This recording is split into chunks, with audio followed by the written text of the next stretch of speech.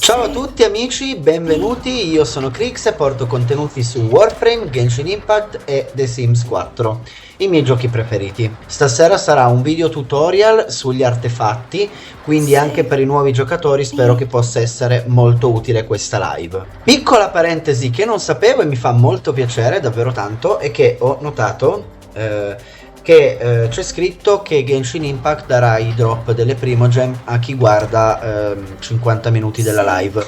Non lo sapevo, ma questa cosa mi fa davvero tanto piacere, quindi se dovessi ottenerle non so neanche se sono stato io a abilitarle, onestamente mi fa davvero molto piacere.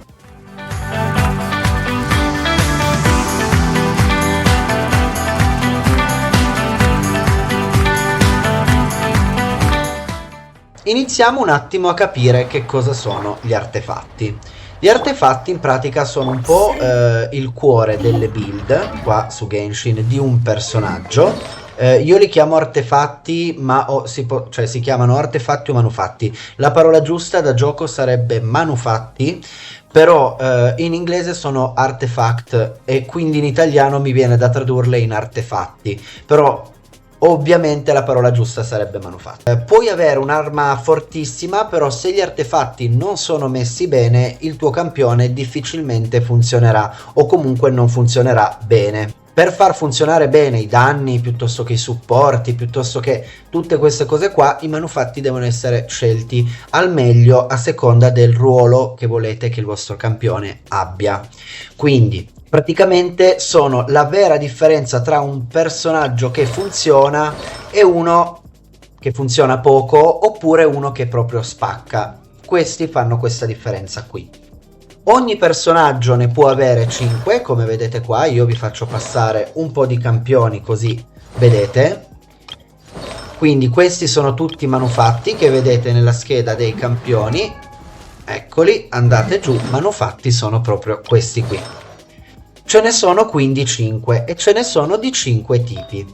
Primo è il fiore della vita. Questi qua in alto dove c'è scritto PS danno sempre vita come base, quindi PS vita.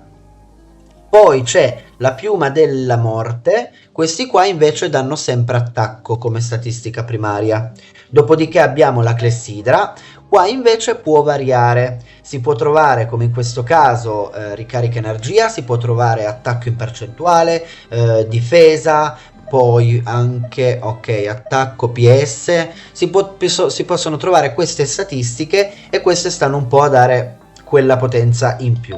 Dopodiché abbiamo il calice, questo è anche un artefatto, un manufatto molto importante perché possono avere danno elementare, come vedete qua per esempio bonus danno da elettro, però su un personaggio pyro può essere pyro e così via. Possono avere anche attacco in percentuale, comunque danno fisico e attacco anche questi. PS, ovvio, PS c'è sempre ovunque come la difesa. L'ultima invece è la corona. Qua si usa principalmente per danno da critico, tasso da critico, piuttosto che bonus di guarigione per i curatori. C'è anche attacco, c'è maestria elementale. Ecco qua, alla fine come vedete i primi due sono quelli fissi con PS e attacco, quindi questi se vi capita sempre PS ed è un fiore è normale, invece gli ultimi tre si possono giostrare e cambiare a seconda del personaggio. Come vediamo qua abbiamo una statistica primaria, per esempio se noi vediamo questo manufatto che io ho messo alla Shogun, abbiamo ricarica di energia in percentuale. Questo è praticamente l'effetto primario, quello che di più di tutti dà il manufatto. Dopodiché tutti i manufatti a 5 stelle, perché ovviamente sono questi quelli più importanti, hanno 4 statistiche secondarie. In questo caso noi abbiamo tasso di critico, danno da critico, difesa e difesa in percentuale. Ogni tipo di manufatto dà una passiva. Questo manufatto è l'emblema del fato spezzato. L'emblema del fato spezzato come passiva ai manufatti fa che se ne hai 2 ricarica energia più 20%, se ne hai 4 aumenta i danni da tripudio elementare di un 25% della ricarica energia. In questo modo puoi ottenere fino a un 75% di bonus di danni. Quindi ogni manufatto ha Ecco, ogni manufatto ha quindi una passiva, tipo Memoria di Bosco Profondo ha un'altra passiva, piuttosto che Ultimo Atto del Gladiatore ne ha ancora un'altra, quindi ognuno di essi conviene sempre metterne o due di un tipo e due di un altro, in modo che attivate due passive diverse. Per esempio, due Ultimi Atti del Gladiatore ti daranno attacco in percentuale di più 18%, e se mettete anche Compagnia Dorata, quindi due, danni d'abilità elementare aumentati più di un 20%, quindi si possono sposare così, 2 e 2, oppure ne potete mettere 4 dello stesso tipo. Per esempio questo, oltre ad avere bonus danni da Anemo, mi aumenta il 60% i danni da Turbinio, riduce di un 40% la resistenza dell'avversario all'elemento infuso dal Turbinio per 10 secondi. Quindi qua è una scelta vostra a seconda del personaggio, però devono sempre essere pari, o 2 e 2 di un tipo o 4 di un tipo, e poi il quinto a caso fra questi può essere di una qualsiasi tipo di manufatto. Per esempio io alla Shogun qua volevo metterle danno da critico, non avevo un danno da critico decente con emblema del fatto spezzato, quindi io agli altri 4 gli ho messo l'emblema del fatto spezzato, e questo che è il quinto, quindi non avrei modo di attivare la passiva anche di un quinto manufatto, perché ne servirebbero se no almeno 6, allora l'ho messo rotolo dell'eroe della città di Cenere. In questo caso non mi attiva nessuna passiva, però l'importante è che siano giuste la statistica primaria e quelle secondarie. Ecco cosa fanno i manufatti. Vanno quindi a dare delle percentuali e delle statistiche ai nostri personaggi più una passiva. Una passiva che può essere la passiva di 2 manufatti o la passiva di 4 manufatti che attivano il secondo livello di questa passiva. Comunque è tutto scritto, quando andate a vedere dei manufatti trovate anche quello che possono fare. Con il nuovo aggiornamento, piccola parentesi, potete vedere anche la quarta la quarta seconda statistica. Come vedete questa brama del gladiatore ha ricarica di energia come primaria e come secondaria ha tasso di critico, attacco, PS in percentuale, e una volta si fermava lì, cioè noi non c'era dato sapere quando ottenevamo dei manufatti la quarta secondaria.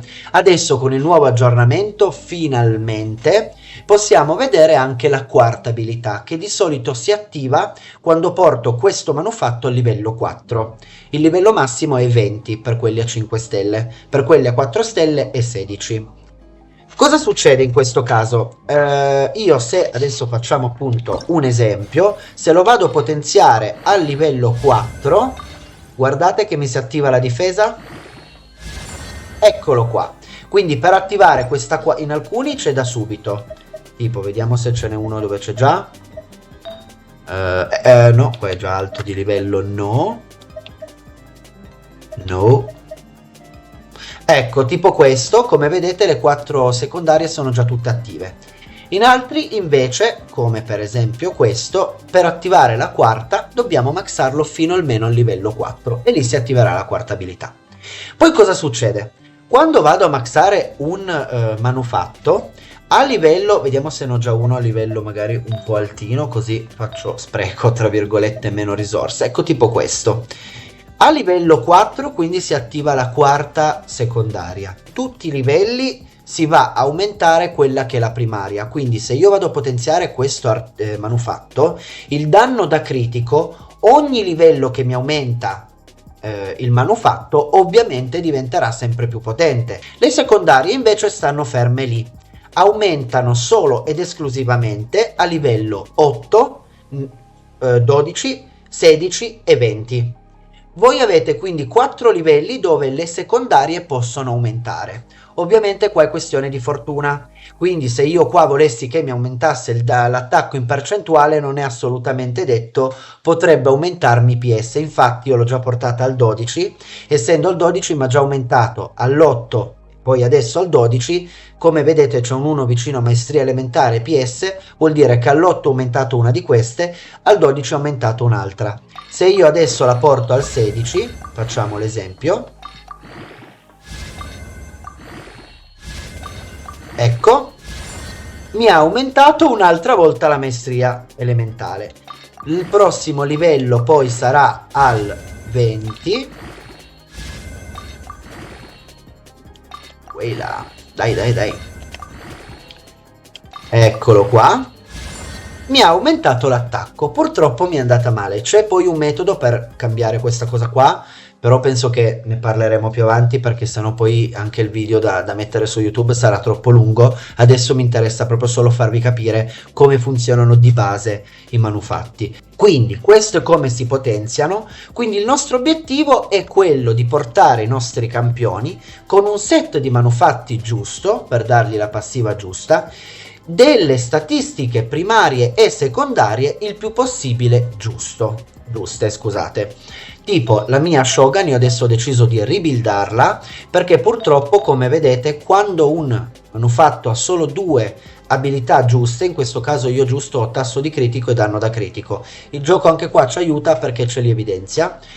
Cosa succede? Difesa e difesa in percentuale è inutile, quindi sto cercando dei manufatti che mi diano almeno una terza secondaria giusta. Trovare un manufatto con tutte e 4 le secondarie giuste è, ragazzi, impossibile, o perlomeno succede, ma è talmente raro che quando succede, cioè, aprite gli striscioni e fate festa per 5 mesi, come minimo. Perché poi quando sono buoni, per esempio, come vedete, il gioco ci mette anche questo più 20 che è leggermente dorato, anziché gli altri che sono neri. Quindi vuol dire che questo teoricamente è considerato più buono rispetto agli altri. Ovviamente le build dovete farle poi voi, quindi non fate troppo certezza su questo. Tipo, se fate anche consigli manufatti, vi consigliano quelli che i giocatori utilizzano di più. Però dopo ne parliamo di questa cosa. Vediamo dove si droppano i manufatti. I manufatti normalmente si trovano nei domini. Quindi voi fate i domini, ecco qua il dominio manufatti, avete tutta la lista di dove si possono droppare. Ovviamente ogni dominio ne dà di 2 tipi. Per esempio il pontile abbandonato ci dà il giuramento della lunga notte, oppure il finale delle gallerie profonde.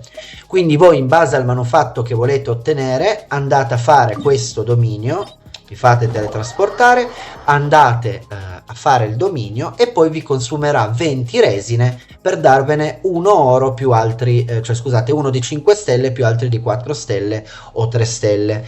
Ovviamente noi puntiamo ad avere i manufatti di 5 stelle che possono salire più di livello e sono più forti.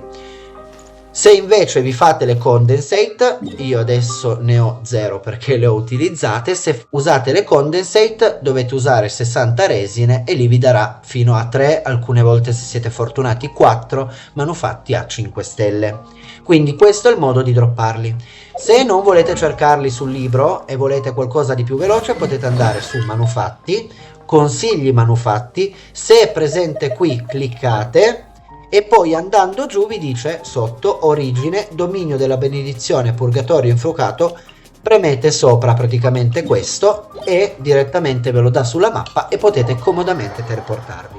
Quindi così è il modo di ottenerli. Ovviamente, ragazzi, è fortuna, perché se voi fate un dominio vi può capitare una di quelle 5 cose, quindi fiore, calice, clessidra e gli altri 2, e di ognuno c'è una percentuale di spawn. Per esempio può capitarvi la clessidra con attacco in percentuale, come vi può capitare la clessidra con PS, come capita sempre a me, per esempio PS in percentuale.